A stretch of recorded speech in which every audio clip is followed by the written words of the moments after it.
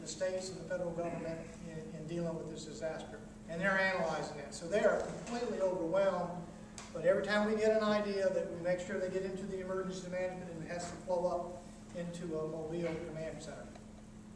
One thing that frustrated us last week was they had made a decision that we didn't need, and this is where Sam talked about, that we didn't need to do any booming beyond the East Pass, and that was the Cadillac plant, which was absolutely crazy.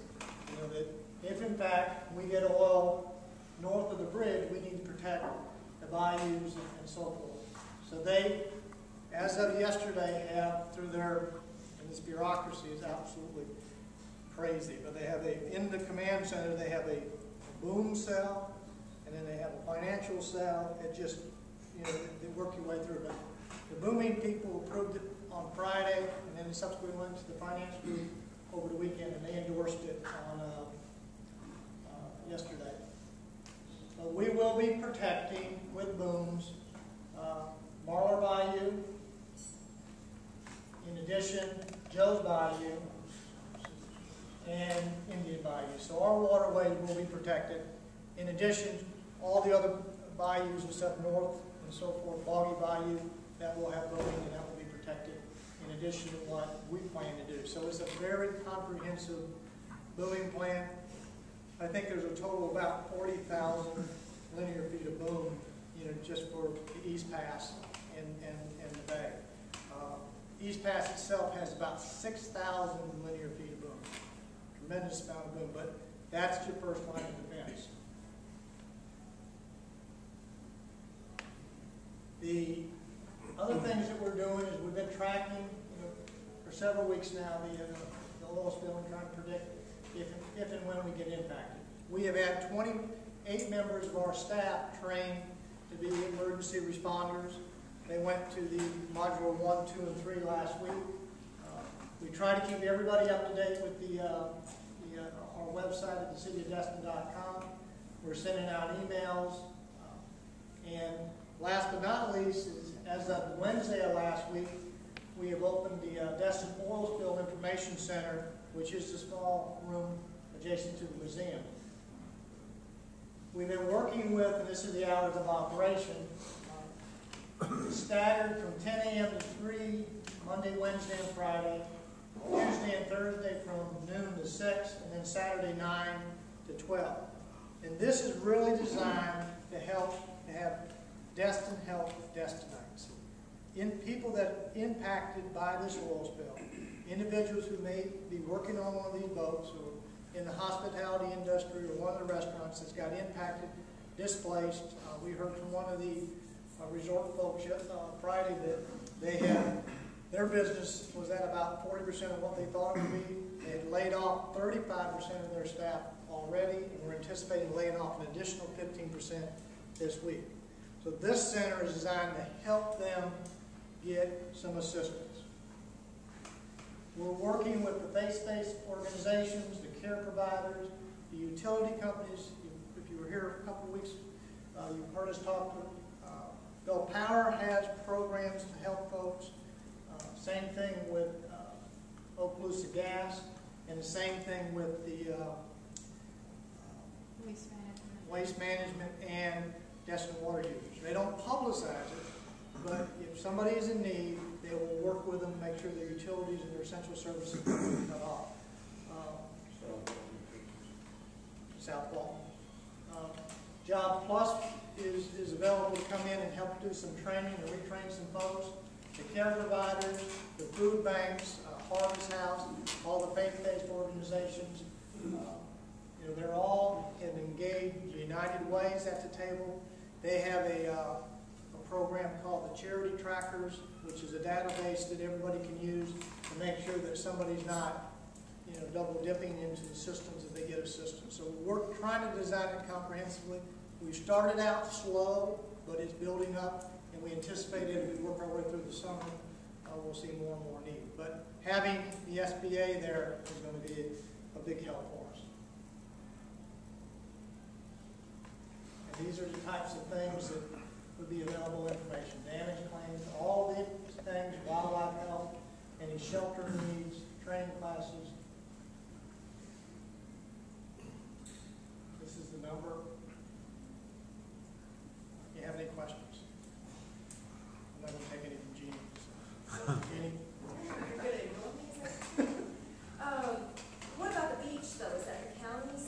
That's the counties, or because in the past they said Destin's beaches are Destin's. So what's our plan? I didn't see anything for that. That's the frustrating part of the local action plan. In the plan that we submitted to the state for funding as part of the $25 million block grant, we had an offshore, nearshore, and onshore response plans. And DEP said that's not the city and county's responsibility, that's BP's responsibility. And that's what leaving it up to them?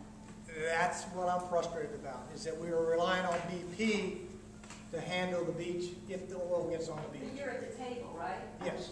Well, and let me tell you, this is what came out of and you saw the slide up here with Congressman Miller and one of our representatives there. That was a very frustrating day right there, because that's when they were talking about our Cadillac plan and why we didn't have to boom off Joe's Bayou, because we didn't need to boom off $1 million homes. Well, I can tell you, we were sitting at the table and much frustration level on Greg and I, both of our parts, and we let Congressman Miller know that day, this is what we're facing. We need to protect these things, and the 3 steps out there in the Gulf are powerful things that are going to protect the beaches. So I encourage each of you, if you've got a representative in Florida, this is not, the federal government is not, in this case, Jeff Miller can help us, and he's there to help us, but it is actually the state that has been kind of a little bit of a stumbling block for us locally to get these measures through. And Jeff Miller, even on that day, I'll have to tell you, after all his meetings were over, he took the time with me to walk up and down the docks for over an hour and a half and just talk to people. And that was very refreshing from a federal standpoint, but Greg needs help on the state side too.